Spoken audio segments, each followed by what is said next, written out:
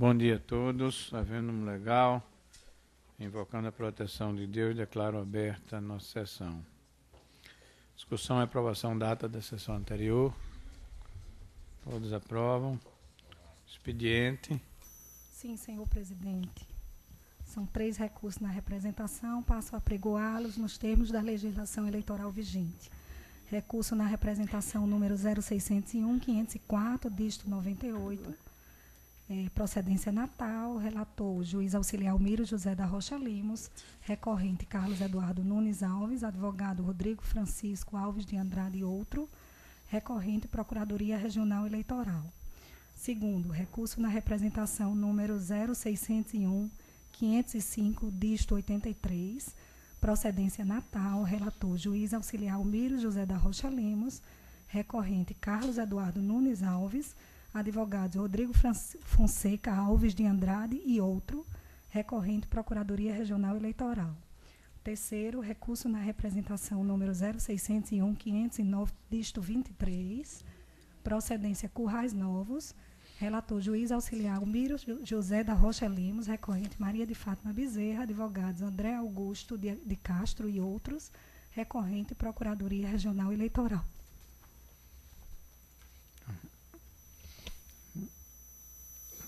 Indicações, proposições. Senhores juízes, a presidência propõe um voto de pesar pelo falecimento do servidor desta casa, José Liraldo Bezerra de Medeiros, agora pela madrugada, não é isso? A presidência tomou conhecimento, está propondo à corte seja consignado na ata o voto de pesar com as comunicações aos familiares. Todos de acordo? De acordo. De acordo com a Procuradoria. Por parte da presidência, não há. Doutor Almiro, alguma proposição?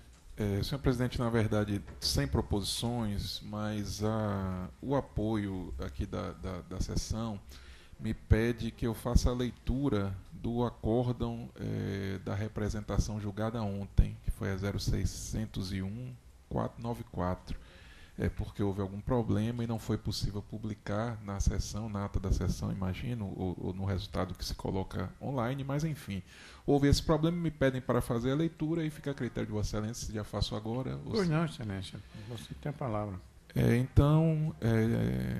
Ementa direito eleitoral, agravo interno, representação, conduta vedada a agente público, governador e vice, decisão que indeferiu, prova testemunhal e recorribilidade de decisões interlocutórias.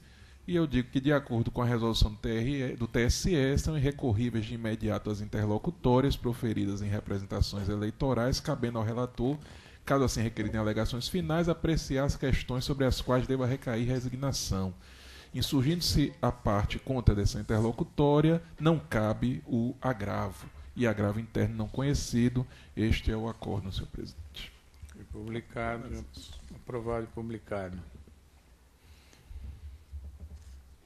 Os julgamentos, os processos que independem de pauta, os processos já anunciados, todos da relatoria do doutor Almiro. O doutor Almiro tem a palavra para relatar e votar em seguida. Senhor presidente, se Vossa Excelência me permitir chamar, eu poderia até julgar os 3 conjuntamente, porque é a mesma matéria, mas a doutora Adriana é impedida em 2 deles, ou afirma suspensão em 2 deles. Sim. Então eu penso que seria mais interessante chamar o que ela não está impedida, que já se forma o convencimento. Perfeito. É o 0601-509-23. É uma matéria que já foi objeto de julgamento por este colegiado, por isso eu vou fazer um voto um pouco mais resumido. É uma questão que eu penso ser simples, mas evidentemente que posso depois fazer qualquer outra intervenção, esclarecimento, se necessário for. Especialmente doutora Adriana, que não integrou o julgamento ao qual eu me refiro, em que essa matéria foi apreciada. Mas no relatório eu digo que trata-se de representação ajuizada pelo Ministério Público em face de Maria de Fátima Bezerra, com fundamento no artigo 243 do Código Eleitoral e artigo 39 da Lei 9.504/97, além do 14 da Resolução 23.551/2017 TSE.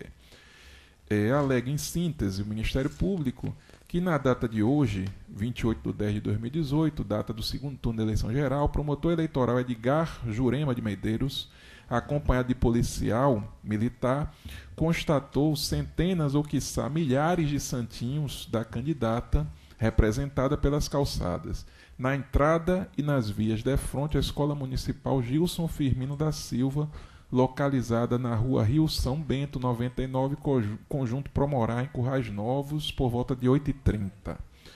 Sustentam que o controle da distribuição do material de campanha é de inteira responsabilidade dos candidatos, partidos ou coligações, razão pela qual se torna desnecessária prévia notificação dos candidatos beneficiados com a propaganda irregular em referência. Requereu a condenação de forma individual dos representados. A representada citada alegou em sua defesa que a responsabilidade, lato sensu, por atos, escolhas e consequências destes é uma máxima que se aceita e exige na esfera social e moral. Entretanto, no âmbito jurídico, para a responsabilização do autor por uma conduta encerrada como irregular, exige-se muito mais do que meras ilações, e tais exigências se impõem à medida que o papel da norma jurídica é a proteção do indivíduo e a sociedade dos arbítrios e possíveis opositores. Defende que não há qualquer argumento acerca do procedimento exigido para a imposição da referida multa previsto no dispositivo legal. Complementa ainda, e resignando-se contra a representação, mas o fato é que, em decisão proferida por mim, a representação foi julgada procedente, tendo sido os representados condenados a pagar multa no valor de R$2.000. A irresignação contra a citada decisão sustenta-se basicamente a inexistência de comprovação de autoria ou conhecimento prévio, a ausência de notificação prévia e a inexpressibilidade quanto à potencialidade lesiva, requerendo-se a reforma.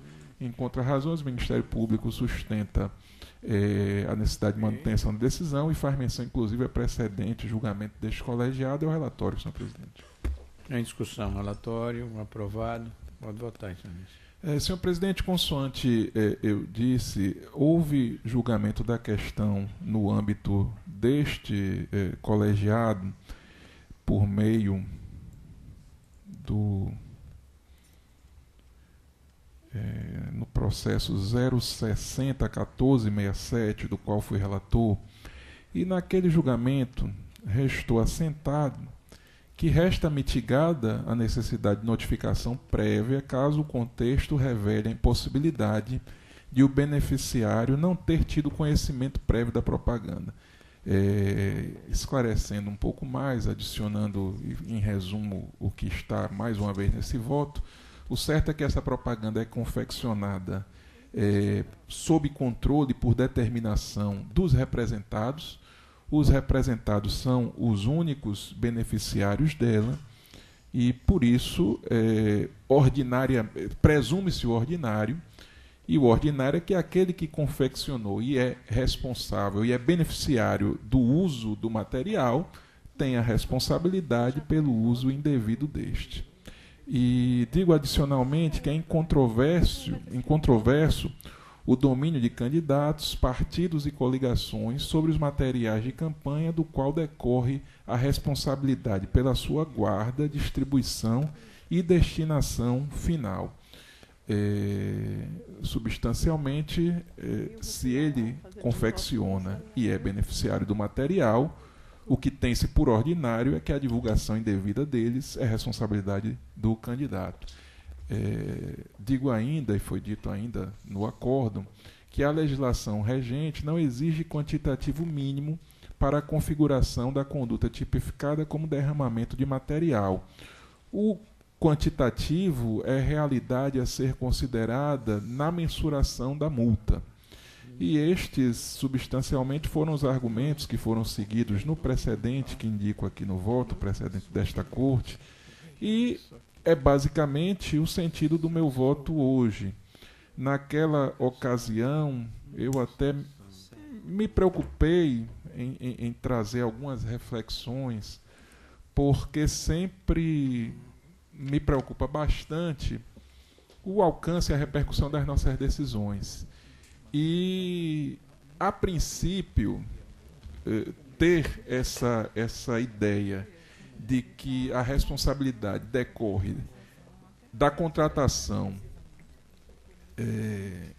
do material e do fato da circunstância de ser o político o único beneficiário dele, poderia ensejar uma exacerbada responsabilização da maioria dos políticos envolvidos, por se tratar de uma possível conduta comum a todos. Mas, na verdade, o que eu fiz questão de destacar naquele julgamento é que, ao contrário disso, a conduta que tem sido comum tem sido a de respeitar os limites desta propaganda feita por via de santinhos e do dito derramamento de santinhos, que também é conhecido como voo da madrugada. É uma prática que outrora era bastante comum. Acho que todos nós, até fora da atribuição eleitoral, isso testemunhávamos quando íamos votar nas sessões de julgamento, e hoje é substancialmente inferior. É uma demonstração de que o controle desse material é sim possível para os candidatos, tanto que a maioria não incide nessa conduta que ora é reprimida e sancionada. E quando a maioria não incide, ser tolerante com a minoria que não tem os devidos cuidados significa desigualar o jogo. E desigualar em favor de quem deixou de observar a norma. Então, por essa razão, eu reforcei bastante essa situação no primeiro julgamento, porque, como eu disse, me preocupo com os efeitos práticos de todas as decisões que eu tomo. E até foi algo que um debate que travei com o desembargador Glauber, que habitualmente também tem essa linha de praticidade na decisão e nos reflexos da decisão. E houve também um aclaramento da situação, até um ponto de divergência, na verdade, mas como, se não todas, mas quase todas as divergências servem para aclarar os fatos, mas o doutor Vladimir suscitava a inexistência de previsão legal, ficou vencido, no caso, no posicionamento de inexistência de previsão legal para a multa, mas o que também, naquela ocasião, ao menos pela maioria, restou superado, porque, de fato, é possível o enquadramento em uma das previsões da norma que enseja a aplicação de multa. Então, senhor presidente, substancialmente procurando recordar do precedente, sem muito me estender, mas o meu voto é pela confirmação da decisão e desprovimento do recurso. Doutor André, como vota? Senhor presidente, eu participei da outra sessão que já fez referência ao doutor Almiro, que foi julgado um caso semelhante, e eu me recordo que naquela ocasião o Ministério Público sustentou que só foram apresentadas representações naquelas propagandas em que cumpriam as exigências legais com a identificação do CNPJ da empresa e da candidatura, né, da coligação, ou seja, não se trata de propaganda, mas aqui entre aspas, pirata, são propagandas oficiais encomendadas pela candidatura. Então, mantenho o meu voto, senhor presidente, e acompanho integralmente o relator. Não, doutor André, doutor Dantas. Também acompanho o relator, senhor presidente. Doutora Adriana. Também, excelência, acompanho integralmente o relator, até porque esse também tem sido o posicionamento que eu tenho adotado nos processos semelhantes que recebi na propaganda. Doutor Vladimir Capistrano, como voto? Senhor presidente, como já anunciado pelo relator, eu tive divergência no precedente e eu mantenho a divergência. Eu ainda não alcancei a compreensão que o restante da Corte está tendo, no sentido de que há norma legal, de lei em sentido estrito, que permita a aplicação da penalidade de multa. Na minha leitura, o artigo 37, caput, e o seu parágrafo 1º da Lei 9.504 não alcança a situação fática que está sendo tratada neste processo.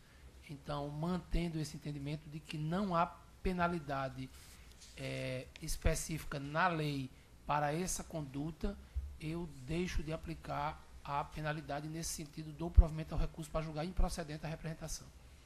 Pois não, proclamo então o tribunal por maioria negou provimento ao recurso, nos termos do voto do relator, vencido o Dr. Vladimir Capistrano, que ele dava provimento. Eu gostaria de chamar a atenção da Corte para a discussão a propósito da necessidade da publicação em sessão desses julgamentos. A assessoria me traz aqui o teor da resolução TSE 23555. A resolução 23547 de 2017 estabelece que os acordos serão lidos na própria sessão, publicados na própria sessão. Mas me parece que há uma contradição aqui nessa resolução 23555, portanto, posterior a 547.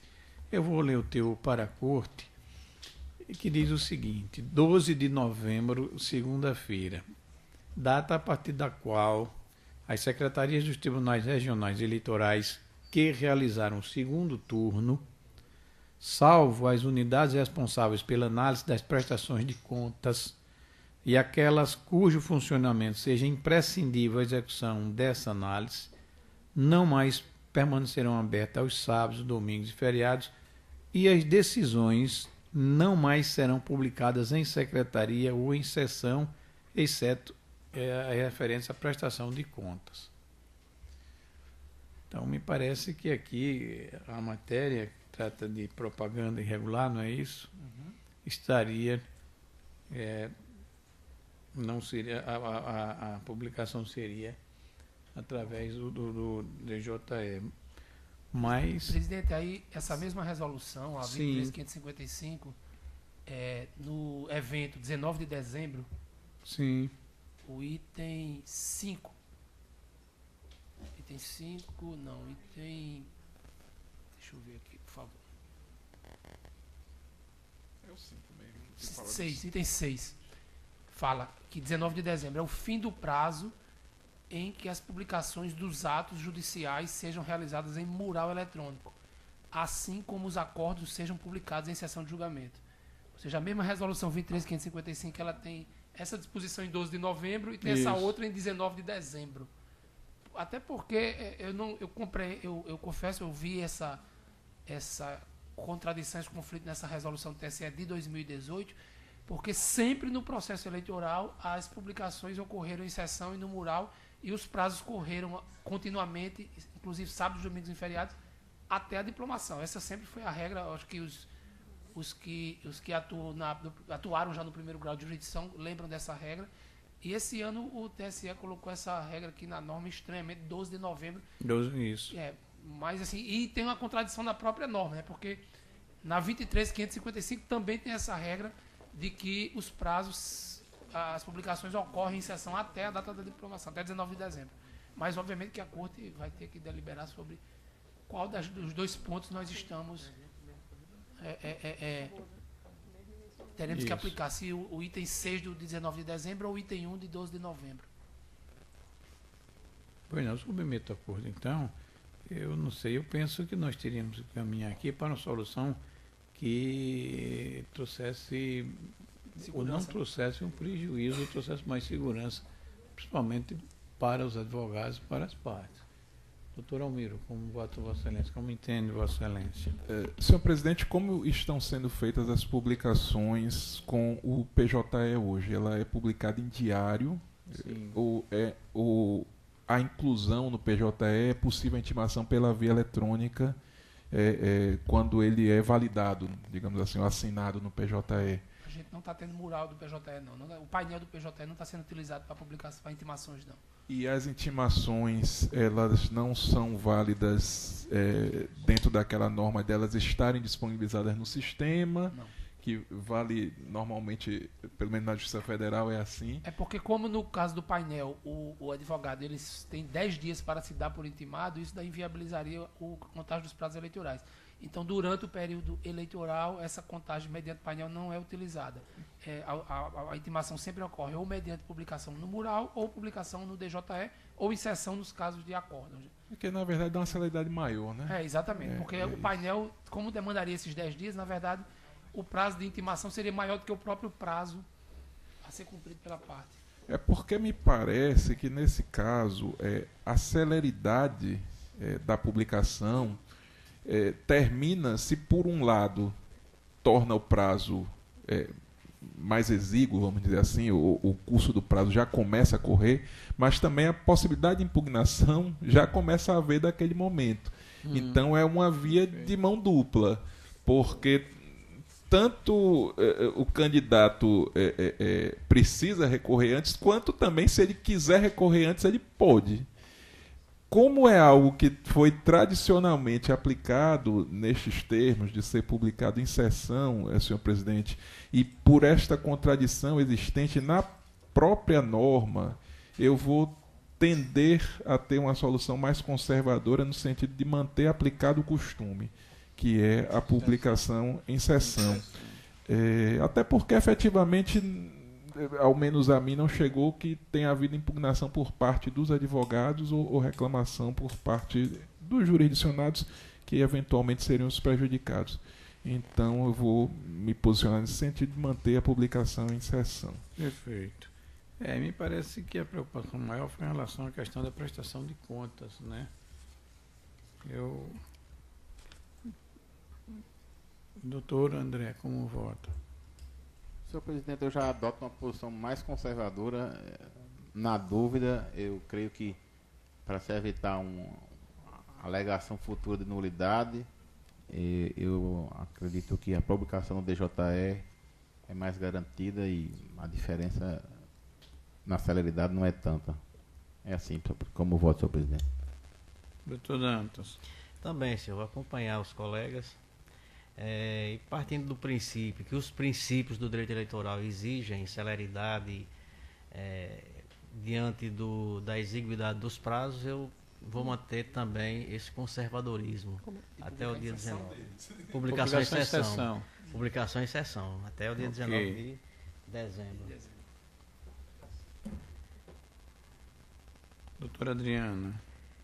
Senhor presidente, eu me acosto às razões do doutor André, porque eu acho que realmente a guisa de uma maior segurança e também em louvor ao trabalho dos advogados, eu acho que, por uma questão de segurança, a publicação do DJE seria mais recomendada, especialmente também se a gente considerar que os nossos plantões cessaram, né, no dia 10 e 11 de novembro. Então, agora a gente não tem mais a contagem dos prazos ininterruptos, contando os finais de semana da mesma forma.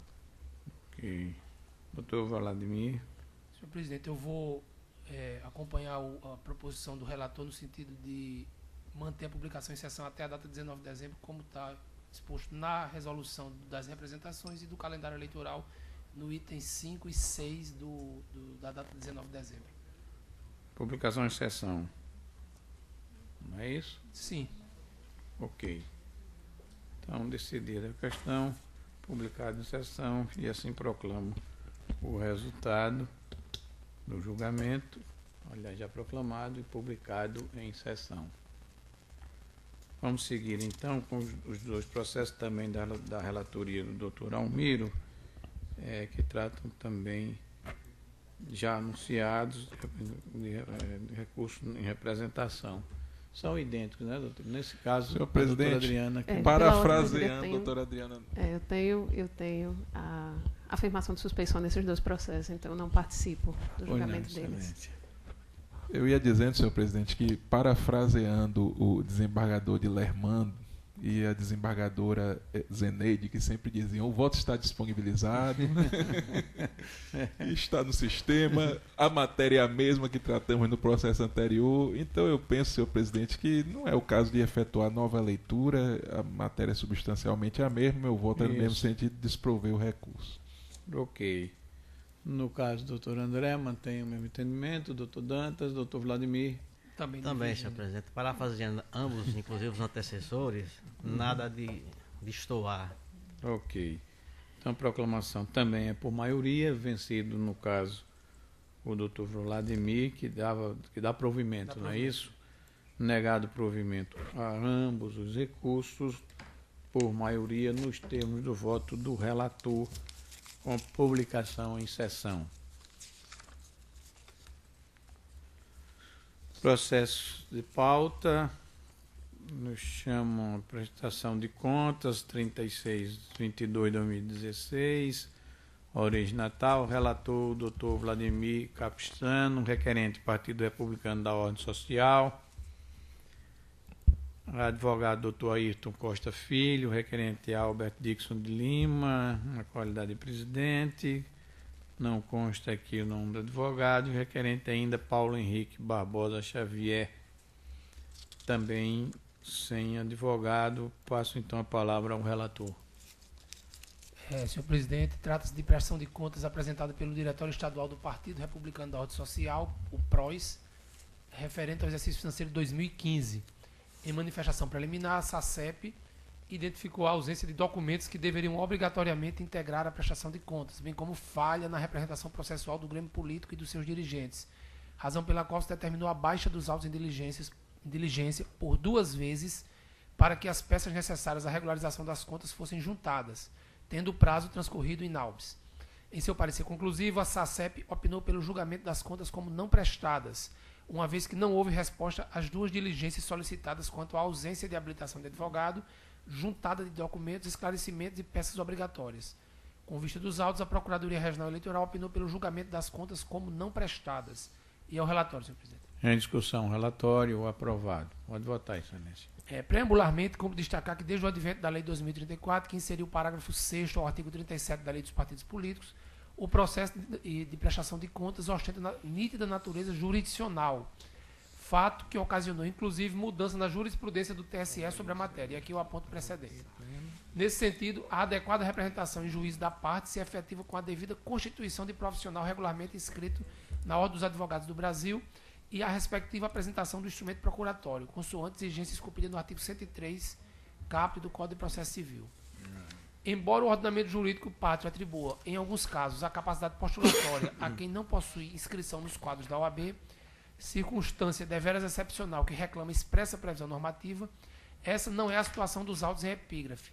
Com efeito, a norma de regência das disposições processuais, que é o artigo 31, inciso 2º da Resolução 23.546, estabelece que as partes devem ser representadas por advogados.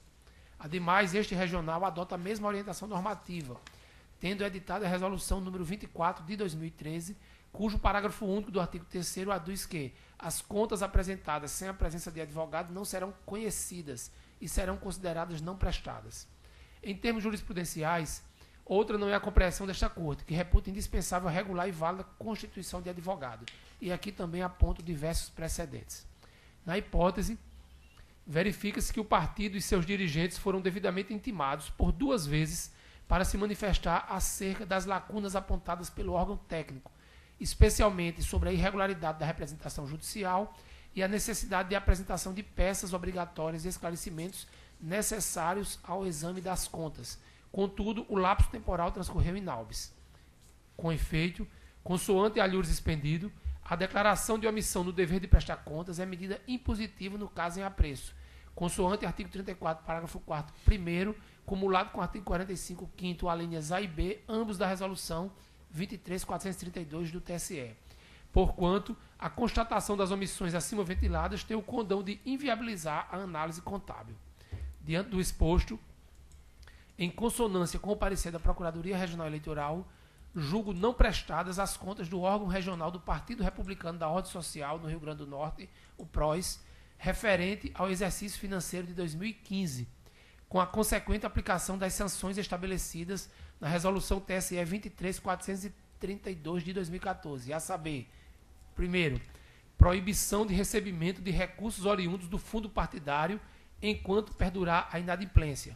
Penalidade essa prevista no artigo 47 caput. Segundo, declaração para todos os efeitos de que o partido e os responsáveis estão inadimplentes perante a Justiça Eleitoral, essa prevista no parágrafo 2º do mesmo artigo 47. E terceiro, suspensão do registro ou anotação do órgão diretivo regional até eventual regularização, também prevista no parágrafo 2º do mesmo artigo 47, e é como voto, senhor presidente. Pois não, excelente. Doutor Almiro, como vota? Acompanho o relator, senhor presidente. Doutor André? Com o relator, presidente. Doutor Dantas? Com o relator, senhor presidente. Além da ausência de documentos, ainda a ausência de advogados. Ok. Proclamo, então, o Tribunal da Unidade declarou O senhor não prestar. não colheu meu voto, mas eu acompanho o relator. Desculpe, Excelência.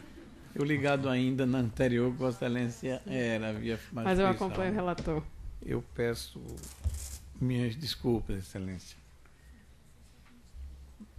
Doutora Adriana, então, também acompanha o relator.